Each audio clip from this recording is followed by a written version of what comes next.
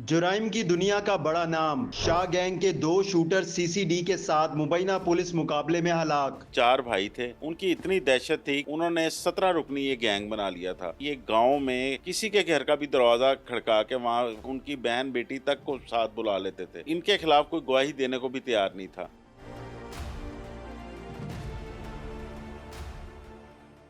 CCD को social media के ऊपर धमकियां देने वाले दो मुल्जिमान मुबैना पुलिस से मुकाबले में हलाक किए गए हैं।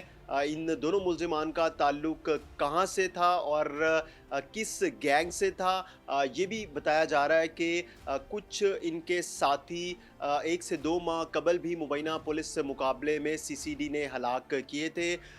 इस केस के हवाले से हमारे साथ मौजूद हैं नुमान शेख साहब, सीनियर क्राइम रिपोर्टर। इनसे बात करते हैं। नुमान शेख साहब, बताइएगा कि दो मुल्जिमान हैं, एक का नाम उमर और दूसरे का नाम हुसनैन है, जिनको मुबैना पुलिस मुकाबले में सीसीडी चूंग ने हलाक किया है। इनका ताल्लुक किस गैंग से था और इनके कितने साथी पहले भी मुबैना पुलिस मुकाबले में मारे गए हैं और कितने अभी फरार हैं? देखिए फराज, एक दहशत की अलामत समझे जाने वाला गैंग था शाह गैंग, जो कि फैसलाबाद से ऑपरेट करता था। बेसिकली इसमें चार भाई थे। उनकी इतनी दहशत थी कि आहिस्ता आहिस्ता उन्होंने अपना गैंग, जिस तरह इंडियन मूवीज़ में बनता है, उन्होंने 17 रुकनी ये गैंग बना लिया था। और इनकी दहशत का ये आलम था कि ये गांव में किसी के घर का भी दरवाज़ा खटखटा के वहाँ से उनकी कोई चीज़ ले लेते थे, या इवन उनकी बहन बेटी तक को साथ बुला लेते थे। ये इनके खिलाफ कोई गवाही देने को भी तैयार नहीं था। इस गैंग की जो मुखबरी पुलिस को की, वो दो खवातीन ने की, दो लड़कियों ने की, जो इनके साथ राब्ते में थी, जो इस गैंग के सरगना के साथ बहुत अरसे से राब्ते में थी। उसके बाद वो पुलिस के साथ भी उनकी मुखबरी उन्होंने की।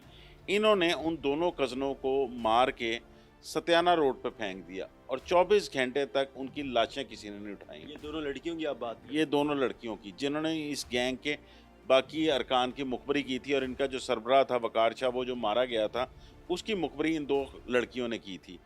उसके बाद पुलिस ने जब इसको टेकअप किया, ख़ास तौर पे सीसीडी ने आके, तो सुहेल ज़फ़र चट्टा साहब ने जब इनकी सारी एक फ़ाइल देखी, तो सबसे पहले उनका टारगेट जो है वो ये शाह गैंग था।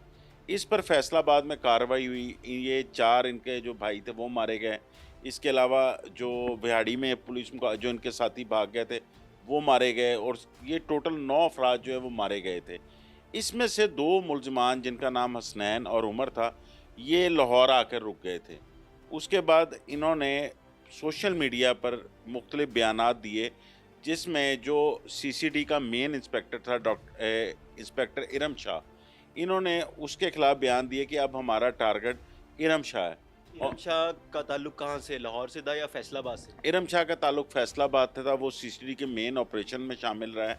इन्होंने उसको धमकियां लगाई। धमकियां लगाने के बाद ये साथ तक इन्होंने कहा कि हम इरम शाह को तब मारेंगे जब उसके बच्चे उसके पास मौजूद होंगे। इस पर फिर दोबारा सुहेल ज़फ़र चट्टा ने नोटिस लिया, तो इन मुल्ज़िमान की तलाश शुरू हो गई कि ये हसनैन और उमर कहाँ है। ये और उस शाह गैंग में से जो बाकी चार अरकान थे, ये पुलिस को इत्तला मिली कि मानोवाल का इलाका है चूंग में, वहाँ पर ये पनाह लिए हुए, जिस पर जो डीएसपी सीसीडी चूंग है फ़ारूक असगर अवान, उन्होंने इनको ट्रैक किया। ट्रैक करने के बाद ये एक रिहायशी इलाका है, आबादी काफ़ी ज़्यादा है, तो इन्होंने कोई रात 4:30 बजे के करीब उस वक़्त रेड की, जब इनमें से एक बंदा बाहर आ रहा था। इन्होंने उसी को जो है वो गन पॉइंट पर वापस अंदर गए, तो इनके साथियों ने फायरिंग कर दी। उस क्रॉस फायरिंग के दौरान हसनैन और उमर मारे गए, और जो चार इनके साथी थे वो फरार हो गए।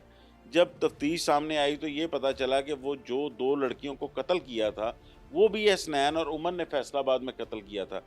ये बेसिकली शाह गैंग में बतौर शूटर काम करते थे। शाह गैंग का जो मरकजी मुल्जिम था, उसकी उन दोनों लड़कियों से दोस्ती थी और उसको मुबैना पुलिस मुकाबले में पुलिस ने पहले ही मार दिया था। अब इन दोनों का क्या किरदार था उन लड़कियों के कत्ल में, यानी कि क्यों इन्होंने कत्ल किया था?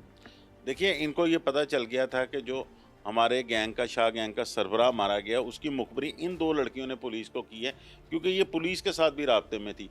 उस पर इन्होंने इंतकामी तौर पर कार्रवाई करते हुए उन दोनों खवातीन को मारा। मारने के बाद उनकी सत्याना रोड पर लाशें फेंकी, और 24 घंटे तक ना तो वो लाशें किसी ने उठाई, ना किसी ने वहाँ पे मुकामी लोगों ने पुलिस को इतला दी। क्यों नहीं किया ऐसा?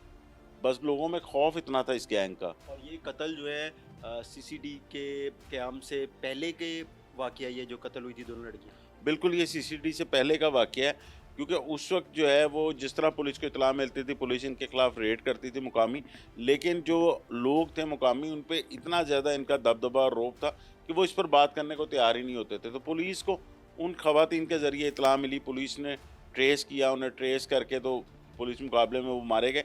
उसके बाद जब इन्होंने बदला लिया, उन दोनों ख़वातीन को मार दी, तो ये बतौर शूटर मेन काम करते थे शाह गैंग में, और इनका टारगेट भी यही होता था कि जो हमें पीछे से मिली है भत्ताखोरी के लिए, ख़ास तौर पर किसी के घर पे फायरिंग कर दी या किसी के वैसे टांगों में गोलियां मार दी या किसी के रिश्तेदार को कत्ल करके उसके रिश्तेदार से पैसे ले लिए, तो इन पर तो दर्जनों केसेस थे। तो ये कितने अरसे से शाह गैंग ऑपरेट कर रहा था फैसलाबाद में? और फिर जब मरकज़ी मुल्ज़िम शाह गैंग का सरबराह जो था वो मुबैना पुलिस मुकाबले में मारा गया, तो उसके बाद कौन देख रहा था शाह गैंग को? देखिए ये बेसिकली जो मुझे इन्फॉर्मेशन मिली कि ये फैसलाबाद में 4 भाइयों का एक गैंग था, जो 4 भाइयों ने शुरू किया था, और शुरू करने के बाद ये आहिस्ता-आहिस्ता 17 इस गैंग के मेंबर हो गए थे, जिनमें से 9 जो हैं वो मुख्तलिफ अज़ला में मारे गए। 4 जो हैं ये अब से कोई 2 से 3 महीने पहले मारे गए हैं।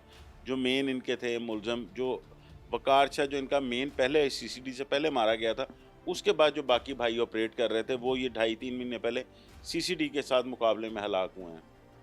उसके बाद अब ये गैंग बिखर गया था।